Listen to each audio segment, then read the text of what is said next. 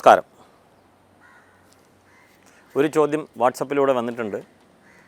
കുലം നശിക്കുവാതിരിക്കാൻ എന്താണ് ചെയ്യേണ്ടത് എന്നുള്ളതാണ്. ഉത്തരം: വിഹിതാചാരഹീനേഷു ക്ഷിപ്രം നശ്യതി വൈ കുലം. വിഹിതാചാരഹീനേഷു. അപ്പോൾ എന്താണ് ആചാരങ്ങൾ, അനുഷ്ഠാനങ്ങൾ നമ്മൾ അനുഷ്ഠിച്ച് വന്നിരുന്നത്, അത് അനുഷ്ഠിക്കുക എന്നുള്ളതാണ്.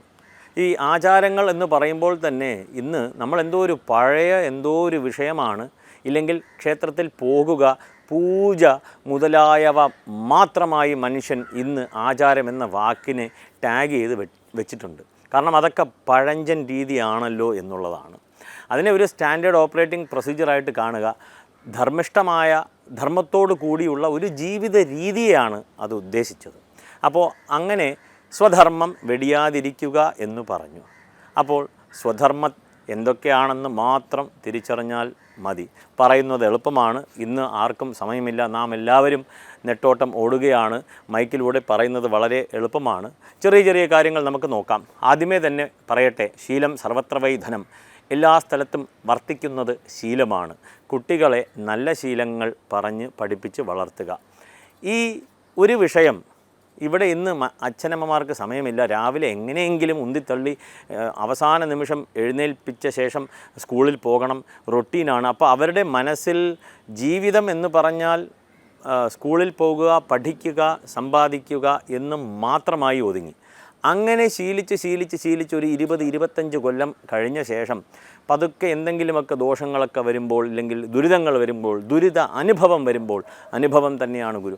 അപ്പോഴാണ് ഇവിടെ ഇങ്ങനെ രാമനെയും കൃഷ്ണനെയും കുറേ പേരിങ്ങനെ പോകുന്നുണ്ടല്ലോ പഴമക്കാരെന്നൊക്കെ പറഞ്ഞ് ചിന്തിച്ച് നാം അതിലേക്ക് എത്തി നോക്കുമ്പോഴത്തേക്കും നമ്മളുടെ വാസനകളെല്ലാം തന്നെ ഈ ഒരു 25 കൊല്ലത്തെ വാസന ഇതിലേക്കൊന്നുമില്ല. ഇതെന്താണെന്ന് പോലും ചിന്തിച്ചിട്ടില്ല.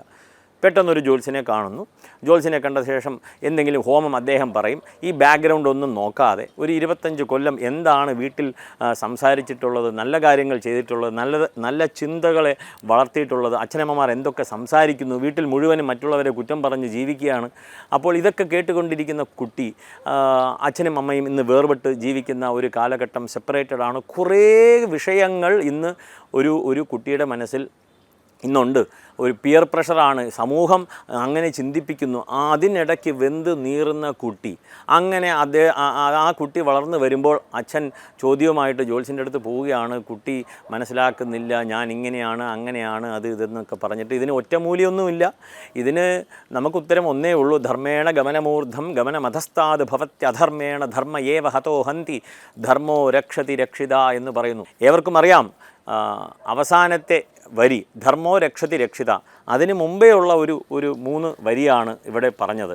അപ്പോൾ ധർമ്മം മാത്രമേ ഉള്ളൂ രക്ഷയ്ക്ക്. ധർമ്മേണ ഗമനമൂർധം. അപ്പോൾ ധർമ്മകാര്യങ്ങൾ ചെയ്യുക. അതുകൊണ്ടാണ് സനാതന ധർമ്മം എന്നുള്ള പേര് സിദ്ധിച്ചത് തന്നെ. ഹിന്ദു ധർമ്മം എന്നുള്ളതാണ്. അതൊരു മതമായി വ്യാഖ്യാനിച്ച് ബ്രിട്ടീഷുകാർ നമ്മുടെ മനസ്സിനകത്തേക്ക് കുത്തിത്തിരികി തന്നിട്ടുണ്ട് ഹിന്ദു മതം എന്ന വാക്ക്.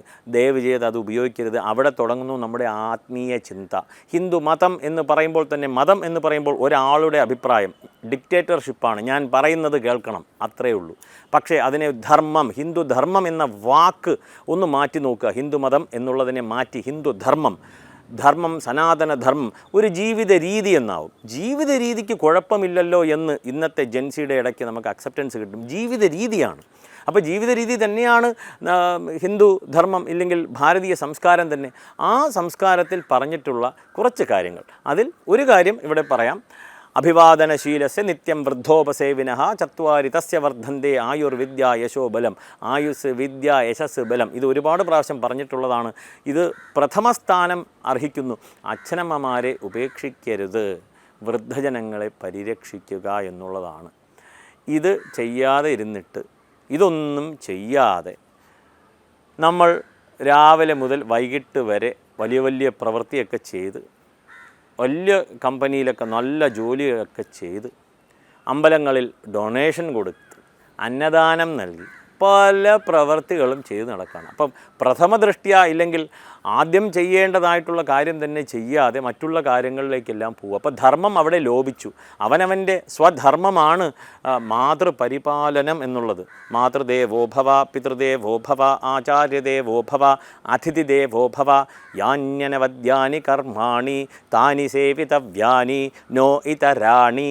വേറെ ഒരു കർമ്മവുമില്ല എന്ന് തറപ്പിച്ച് പറയുകയാണ് ഉപനിഷത്തുകൾ. തൈത്തിരീയ ഉപനിഷത്തിലെ വാക്യമാണ്, ഞാൻ പറഞ്ഞതല്ല. അപ്പോൾ ഇതൊന്നും നമ്മൾ ഇവിടെ കൊണ്ടുവന്നതല്ല. ഈ അറിവ് താനേ വരുന്നില്ല. അറിവ് പലരിൽ നിന്നും പഠിക്കുന്നു, വരും തലമുറയെ പഠിപ്പിക്കുന്നു. അങ്ങനെ മുന്നോട്ട് പോകുകയാണ് ഭാരതീയ സംസ്കാരം.